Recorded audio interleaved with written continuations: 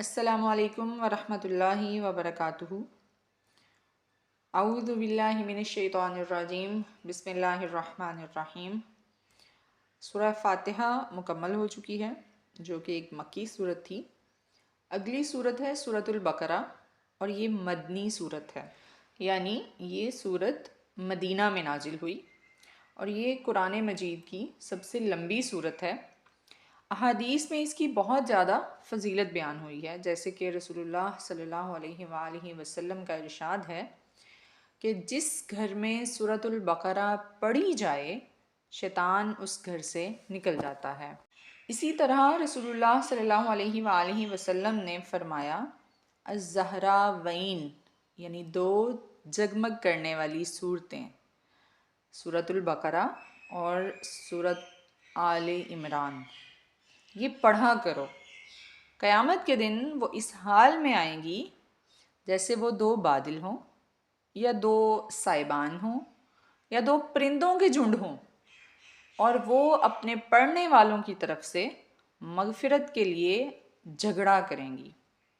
لہٰذا سورۃ البقرہ پڑھا کرو، اسے حاصل کرنا برکت ہے، اور اسے چھوڑ دینا حسرت ہے، اور باطل قوتیں جادو جنات وغیرہ یہ اس کا مقابلہ نہیں کر سکتی۔ آج ہر دوسرا شخص اس بات کی شکایت کرتا ہے کہ میرے گھر میں جادو ہوا ہے، یا میرے گھر میں جنات کا مسئلہ ہے، تو ایسے لوگوں کو سورۃ البقرہ لازمی پڑھنی چاہیے۔ یہ نہ صرف اس دنیا میں فائدہ دے گی، بلکہ اگلی دنیا میں بھی انشاءاللہ یہ بہت بہت زیادہ فائدہ دے گی۔ اس صورت کو شروع کرنے سے پہلے میں آپ کو ایک بڑی اہم بات بتاتی چلوں کہ جو صورتیں مکہ میں نازل ہوئیں ان میں زیادہ تر بات عقائد سے متعلق تھی، لیکن مدنی صورتوں میں زیادہ تر آیات احکامات سے متعلق ہیں۔ مکہ میں تو صرف دو گروہ تھے، ایک کفار اور دوسرے مسلمان، لیکن جب رسول پاک صلی اللہ علیہ وآلہ وسلم مدینہ پہنچے تو وہاں یہود پہلے سے موجود تھے، اور مسلمان وہاں ہجرت کر کے پہنچے، اور وقت گزرنے کے ساتھ ساتھ جیسے جیسے مسلمانوں کو فتوحات ملتی رہیں مختلف جنگوں میں، ایک تیسرا گروہ بھی وجود میں آ گیا جسے منافقین کہا جاتا ہے۔ یہ اس صورت میں مسلمانوں، کافروں اور منافقین تینوں کا ذکر ہوا ہے۔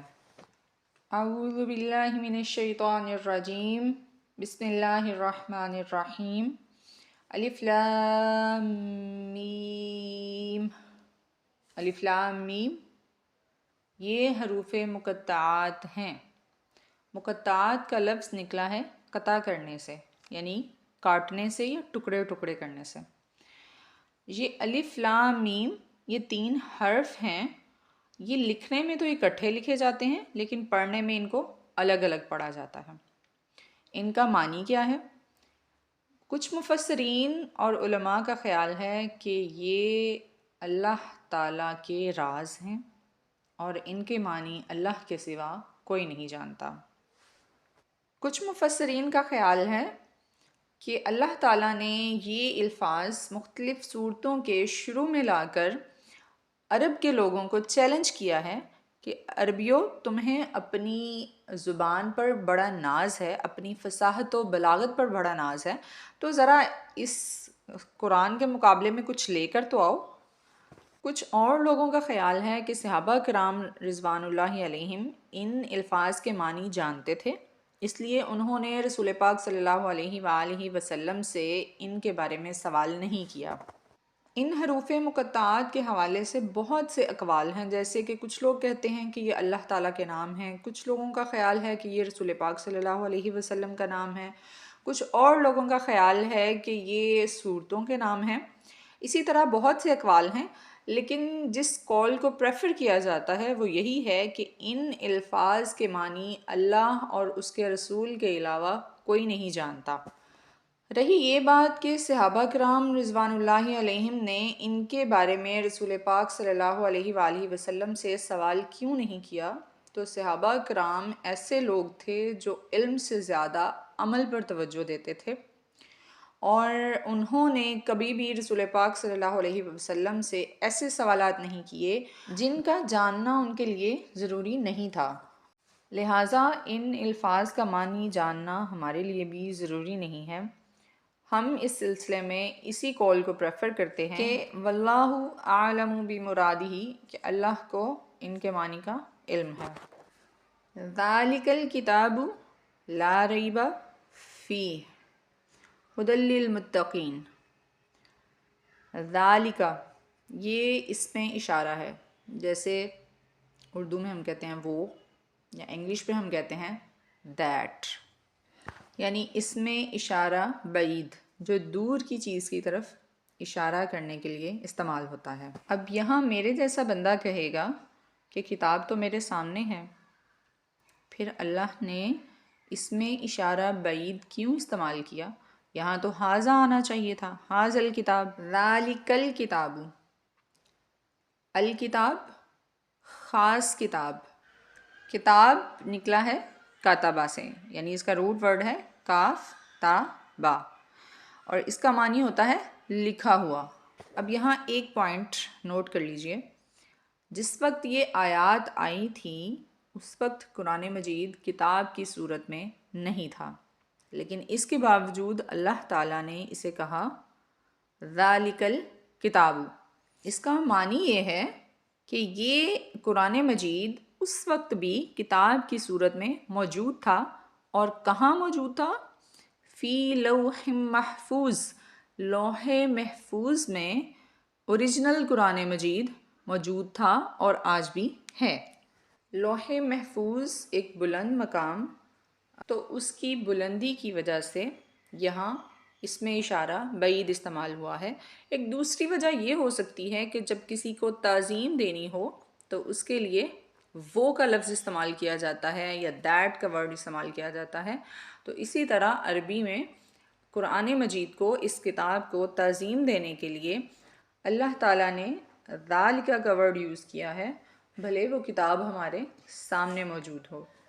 لا ریبہ فیہ، لا کہتے ہیں نہیں کو، ریبہ شک، ویسے تو شک خود عربی زبان کا لفظ ہے، لیکن یہاں شک کے لیے ریب کا لفظ استعمال کیا گیا ہے۔ اس کی کیا وجہ ہے؟ ریب کہتے ہیں ایسے شک کو جس کے اندر اضطراب پایا جائے، بے چینی پائی جائے، جس سے نفسیاتی الجھن پیدا ہو۔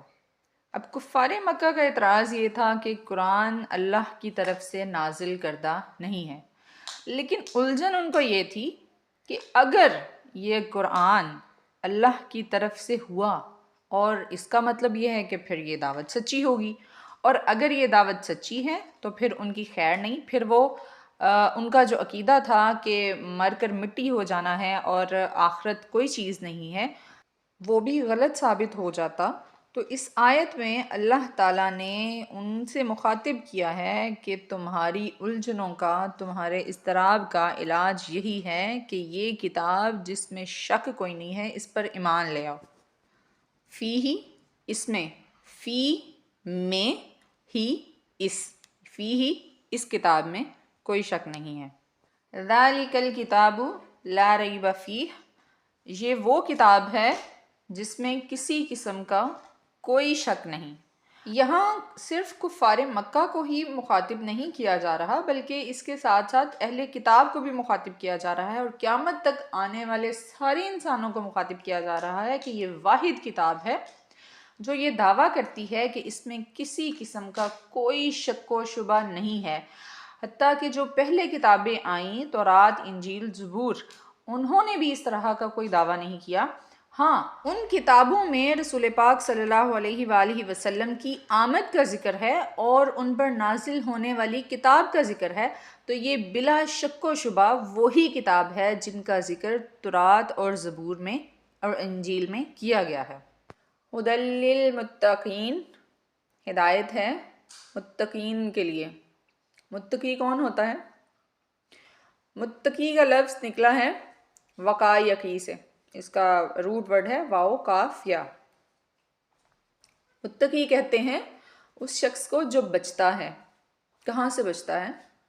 غلط راہوں سے بچتا ہے، گناہ کے کاموں سے بچتا ہے، جو افراط و تفریط سے بچتا ہے، جو کفر و شرک، بے حیائی کے کاموں، کبیرہ گناہوں وغیرہ سے بچتا ہے۔ یعنی کچھ لوگوں میں پیدائشی طور پر ایسی فطرت ہوتی ہے کہ وہ غلط کاموں سے بچنا چاہتے ہیں، تو یہ ہدایت ان لوگوں کے لیے ہے جو خود بچنا چاہتے ہیں غلط کاموں سے، جو خود ہدایت حاصل کرنا چاہتے ہیں۔ ایک اور جگہ پہ آتا ہے ہدی للناس، کہ یہ کتاب ہدایت ہے تمام دنیا کے انسانوں کے لیے۔ یہاں آ رہا ہے ہدی للمتقین۔ ڈفرنس کیا ہے؟ ہدایت دو طرح کی ہوتی ہے۔ ایک ہوتی ہے کہ انسان کو کسی چیز کا علم ہو، نالج ہو، اور دوسری چیز ہوتی ہے کہ اس انسان کو وہ کام پریکٹیکلی کرنا آتا ہو، ٹھیک ہے؟ یعنی ایک ہدایت علمی اور ایک ہدایت عملی۔ ہدایت علمی تو سب کو مل سکتی ہے، جو بھی قرآن پاک کو پڑھے گا، چاہے وہ مسلمان پڑھے، وہ عیسائی پڑھے، وہ یہودی پڑھے، کوئی بھی پڑھے تو اس کو پتہ چلے گا کہ اس قرآن مجید کے اندر کیا لکھا ہوا ہے۔ لیکن ہدایت عملی، اس پر ایمان لانے اور اس پر عمل کرنے کی جو ہدایت ہے، جو توفیق ہے، وہ صرف ان لوگوں کو ملے گی جو متقی ہوں گے، جو خود غلط کاموں سے بچنا چاہتے ہوں گے۔ تقویٰ کا ایک معنی ڈرنا بھی ہے۔ کس سے ڈرا جائے؟ اللہ کی ذات سے۔ صرف اور صرف اللہ کی ذات اس بات کی مستحق ہے کہ اس سے ڈرا جائے اور اس کی ناراضگی سے بچنے کی کوشش کی جائے۔ اور اللہ سے ڈرنا اور گناہوں سے بچنا یہ اتنا بڑا عمل ہے کہ رسول پاک صلی اللہ علیہ وآلہ وسلم نے ارشاد فرمایا کہ کسی عربی کو عجمی پر کوئی فضیلت حاصل نہیں، نہ کسی عجمی کو عربی پر، اور نہ کسی گورے کو کالے پر کوئی فضیلت ہے، نہ کسی کالے کو گورے پر، ہاں مگر تقویٰ کی وجہ سے۔ یعنی صرف اور صرف ایک تقویٰ ہے جس کی بنا پر انسانوں کو فضیلت حاصل ہو سکتی ہے دوسرے انسانوں پر، وگرنہ اس کے علاوہ کوئی کرائٹیریا نہیں ہے، کوئی معیار نہیں ہے جس پر انسانوں کو پرکھا جا سکے کہ وہ کس لیول میں آتے ہیں۔ یعنی جو جتنا زیادہ ڈرتا ہے اور گناہوں سے بچنے کی کوشش کرتا ہے، وہ اللہ کی نظر میں اتنا ہی محترم اور باعزت ہے۔ اور یہ کتاب ایسے ہی لوگوں کے لیے اتاری گئی ہے اور ایسے ہی لوگوں کے لیے یہ ہدایت کا سرچشمہ ہے۔ اگلی آیات میں متقین کی کچھ صفات بیان کی گئی ہیں۔ الذین یؤمنون بالغیب، الذین جو لوگ، یؤمنون وہ ایمان لاتے ہیں، اس کا روٹ ورڈ ہے حمزہ میم نون، آمنہ یؤمنو، یؤمنون وہ ایمان لاتے ہیں، مان لیتے ہیں، مطمئن ہو جاتے ہیں، کس پر؟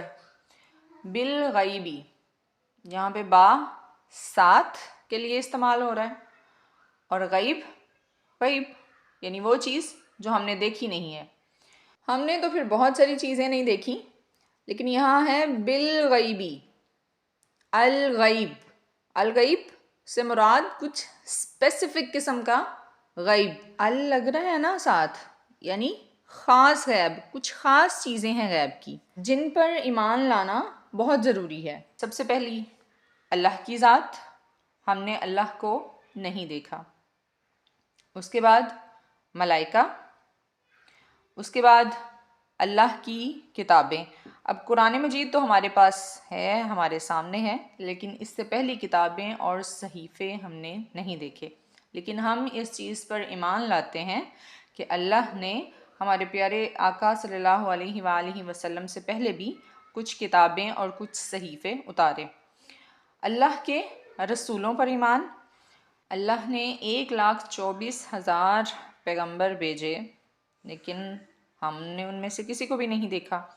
ہاں صحابہ نے رسول پاک صلی اللہ علیہ وآلہ وسلم کو دیکھا، لیکن ان سے پہلے آنے والے پیغمبروں کو تو انہوں نے بھی نہیں دیکھا، لیکن وہ ایمان لائے بغیر دیکھے، اور ہم بھی ایمان لاتے ہیں بغیر دیکھے۔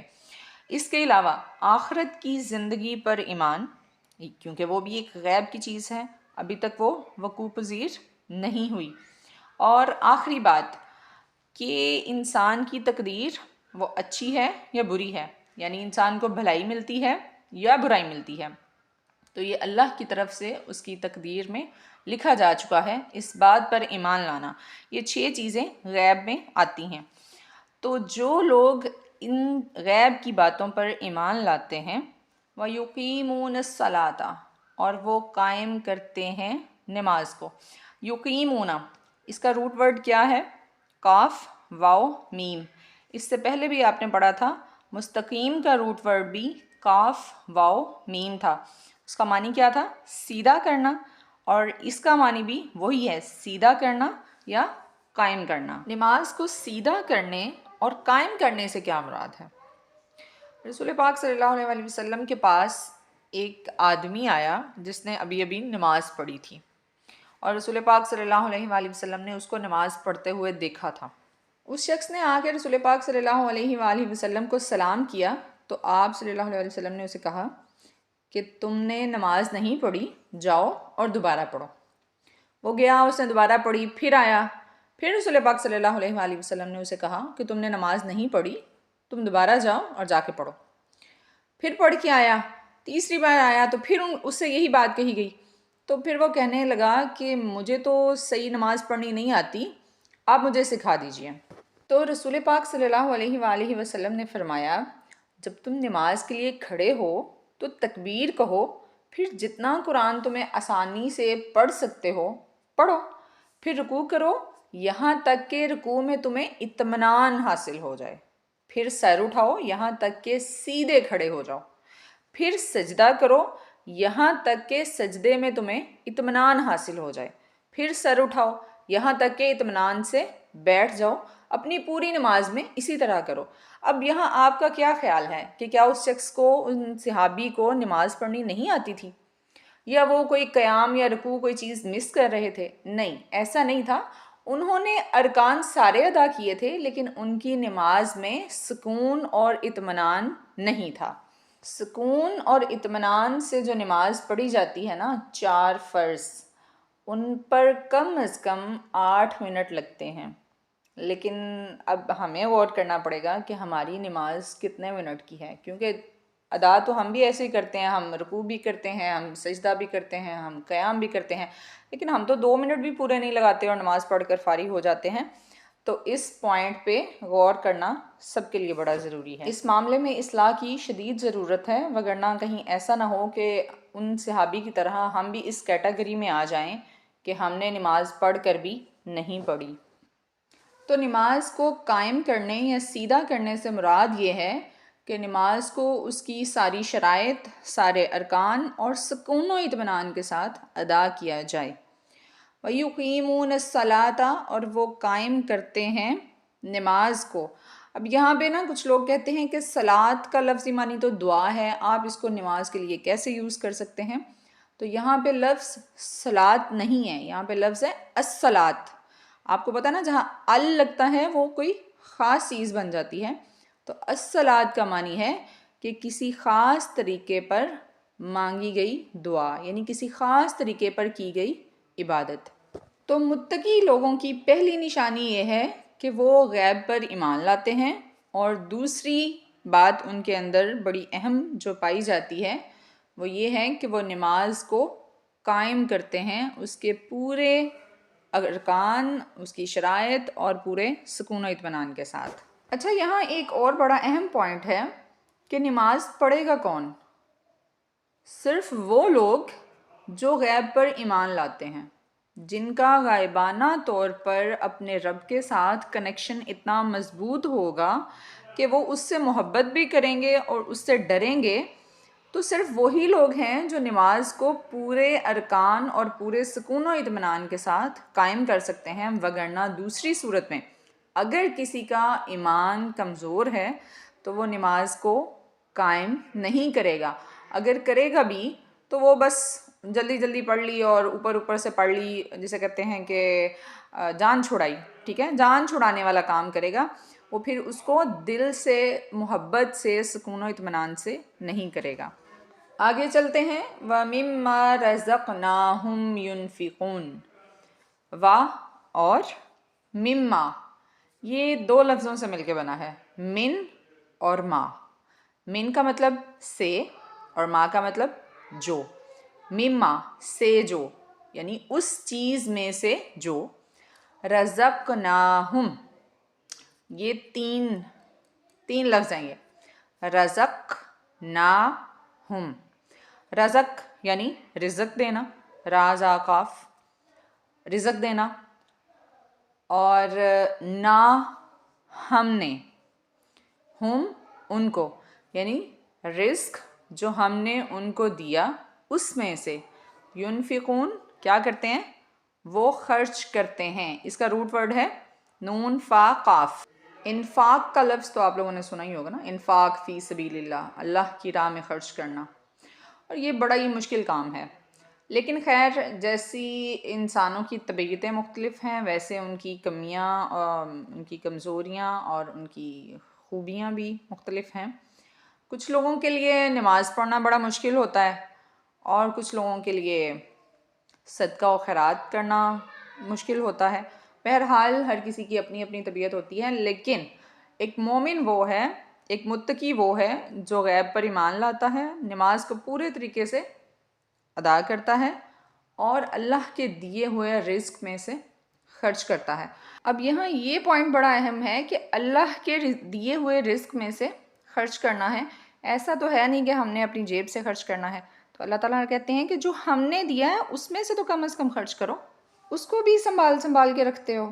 اور یہاں ایک اور بات بڑی اہم ہے کہ جو ہم خرچ کرتے ہیں اللہ اس کا دگنا تگنا 10 گنا 100 گنا 700 گنا تک اللہ تعالیٰ واپس لوٹاتے ہیں. اور جو ہم یہاں خرچ کرتے ہیں اس کی مثال بالکل ایسے ہی ہے کہ ہم نے اپنے ایک اکاؤنٹ سے رقم دوسرے اکاؤنٹ میں ٹرانسفر کر دی.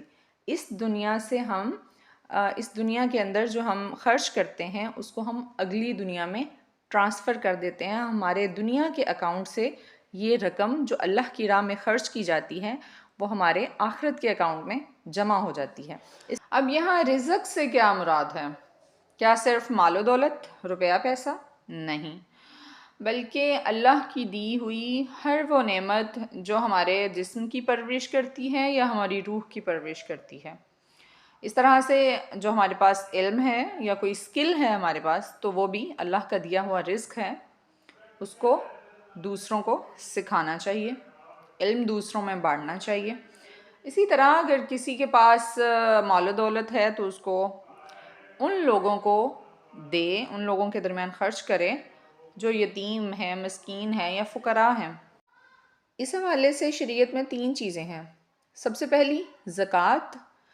جو انسان، جو مسلمان صاحب نصاب ہو، اس نے اپنے مال سے 1 سال پورا ہونے پر 2.5% کے حساب سے زکوٰۃ دینی ہے. دوسری چیز ہے صدقات، وہ جو ہم اپنے دل کی خوشی سے دیتے ہیں، اللہ کی راہ میں خرچ کرتے ہیں. وہ تھوڑا ہو زیادہ ہو جتنا چاہیں آپ خرچ کریں، آپ کی مرضی ہے. تیسری چیز ہے نفقات. یہ نفقات سے کیا مراد ہے؟ یعنی اپنے اوپر خرچ کرنا، اپنے بیوی بچوں پر خرچ کرنا. یہ وہ چیزیں ہیں جو انسان کی ذمہ داری ہیں اور ان سے کسی صورت منہ نہیں پھیرا جا سکتا. ہم یہ نہیں کہہ سکتے کہ اللہ نے تو صرف یہ کہا ہے کہ خرچ کرو، تو یہاں خرچ کرنے سے مراد صرف اللہ کی راہ میں خرچ کرنا ہے. بے شک اللہ کی راہ میں خرچ کرنا ہے، لیکن سب سے پہلے آپ کی اپنی ذات اور آپ کے گھر والے سب سے زیادہ اس چیز کے مستحق ہیں کہ ان پر خرچ کیا جائے. والذین یؤمنون بما انزل الیک، والذین اور جو لوگ، یؤمنون وہ ایمان لاتے ہیں، بما اس چیز کے ساتھ، با کا معنی ساتھ اور ما کا معنی جو، بما اس چیز کے ساتھ جو انزلہ نازل کی گئی. یہ پیسیو وائس کا صیغہ ہے انزلہ، اور اس کا روٹ ورڈ ہے نون زا لام. نازل ہونا کیا ہوتا ہے؟ اترنا، جیسے اوپر سے نیچے. بما انزلہ اس چیز کے ساتھ جو نازل کی گئی، الیکا آپ کی طرف. یہ الیکا 2 لفظ ہیں، الا اور کا. الا کا معنی ہوتا ہے طرف یا تک، اور کا تمہاری یا آپ کی. الیکا آپ کی طرف. وما انزلہ اور جو نازل کی گئی، من قبلک آپ سے پہلے. یعنی جو متقی لوگ ہیں وہ قرآن مجید پر بھی ایمان لاتے ہیں، اور جو قرآن مجید سے پہلے کی کتابیں اور صحائف ہیں ان پر بھی ایمان لاتے ہیں. من کا معنی سے، قبل کا یہ بھی 2 لفظ ہیں، قبل اور کا. قبل کہتے ہیں پہلے کو، اور کا آپ کا یا تمہارا، من قبل کا آپ سے پہلے، و بالآخرتی اور آخرت کے ساتھ، و اور با ساتھ، آخرتی آخرت کا دن. ویسے یہ آخرت کا دن ایک دن نہیں ہے بلکہ یہ ایک پوری زندگی کو شو کرتا ہے. ہم وہ یوقنون وہ یقین رکھتے ہیں. یہاں آخرت کو کیوں خاص طور پر منشن کیا گیا ہے؟ اصل میں عقیدہ آخرت پر انسان کی اس دنیا کی زندگی کی بنیاد رکھی جاتی ہے. جو لوگ آخرت پر یقین رکھتے ہیں انہیں پتہ ہے کہ ہم نے اپنے اعمال کا حساب دینا ہے اگلی دنیا میں جا کر، اگلی زندگی میں جا کر. لیکن جن لوگوں کا خیال یہ ہے کہ اسی دنیا میں رہنا ہے، یہیں پہ کھانا ہے، پینا ہے، سونا ہے اور مر جانا ہے اور اس کے بعد کچھ نہیں ہے، تو پھر ان کے اعمال اسی کے مطابق ہوتے ہیں. پھر وہ جو چاہیں کریں، وہاں بھلائی کا تصور پھر تقریباً ناممکن ہو جاتا ہے. آپ نے یہ نوٹ کیا ہوگا کہ پیچھے جتنی باتیں کی گئی ہیں ان میں ایمان کا ذکر ہے، ایمان بالغیب اور نماز کا ادا کرنا اور رزق جو دیا گیا ہے اس میں سے خرچ کرنا، اور جو کتاب آپ صلی اللہ علیہ وسلم کی طرف آئی ہے اس پر بھی ایمان، اور جو ان سے پہلے آئی ہیں ان پر بھی ایمان. لیکن جب آخرت کی بات آئی ہے تو یہاں پہ یوقنون کہا گیا ہے، یعنی یقین رکھتے ہیں. ایسا کیوں؟ کیونکہ اگر آخرت پر یقین نہیں ہوگا تو انسان کا عمل اس کے مطابق نہیں ہوگا. صرف ایمان لانے سے پھر توحید بھی صرف ایک عقیدہ بن جائے گا، عقیدہ رہ جائے گا، اور ایمان بالرسالت جو ہے وہ بھی صرف ایک محبت اور چند رسومات تک رہ جائے گا. لیکن اگر آخرت پر یقین ہوگا تو پھر انسان کے سارے اعمال درست ہوں گے، ان کی ڈائریکشن درست ہوگی. اولئک علی ھدی من ربہم، اولئک یہی لوگ. کون سے لوگ؟ یہ جو غیب پر ایمان لاتے ہیں، جو نماز کو قائم کرتے ہیں، جو اللہ کے رزق میں سے خرچ کرتے ہیں، جو قرآن مجید اور پہلی کتابوں پر ایمان لاتے ہیں، جو آخرت کا یقین رکھتے ہیں، یہ لوگ اعلی ہدن ہدایت پر ہیں. اعلیٰ کا مطلب پر، ہدن ہدایت، من ربہم اپنے رب کی طرف سے، یعنی یہی لوگ ہیں جو اللہ کی طرف سے ہدایت پر ہیں. وَأُولَئِکَ اور یہی لوگ ہم المفلحون وہی فلاح پانے والے ہیں. فلاح کسے کہتے ہیں؟ کامیابی کو. اس کا روٹ ورڈ ہے فا لام ہا، اور فلاح کسان کو بھی کہتے ہیں. کسان کیا کرتا ہے؟ زمین کو چیرتا ہے، پھاڑتا ہے اور پھر اس کے اندر محنت کرتا ہے، اور پھر جب وہ فصل آتی ہے تو پھر اس کو کاٹتا ہے. یعنی فلاح سے مراد ایسی کامیابی ہے جو محنت کر کے حاصل کی گئی ہو. تو آج کا سبق اتنا ہی. ایک دفعہ دوبارہ اس کو میں پڑھتی ہوں. الف لام میم یہ حروف مقطعات ہیں. ذالک الکتاب یہ کتاب، لا ریب فیہ اس میں کوئی شک نہیں، ھدی للمتقین ہدایت ہے متقین کے لیے، پرہیزگاروں کے لیے. الذین جو لوگ یؤمنون ایمان لاتے ہیں، بالغیبی غیب کے ساتھ، ویقیمون الصلاۃ اور وہ قائم کرتے ہیں نماز کو، ومما اور اس چیز سے رزقناہم جو رزق ہم نے ان کو دیا، ينفقون وہ خرچ کرتے ہیں. والذین اور جو لوگ یؤمنون وہ ایمان لاتے ہیں، بما اس چیز کے ساتھ جو انزل نازل کی گئی، الیک آپ کی طرف، وما انزل اور جو نازل کی گئی، من قبلک آپ سے پہلے، وبالآخرتی اور آخرت کے دن کے ساتھ، ہم وہ یوقنون یقین رکھتے ہیں.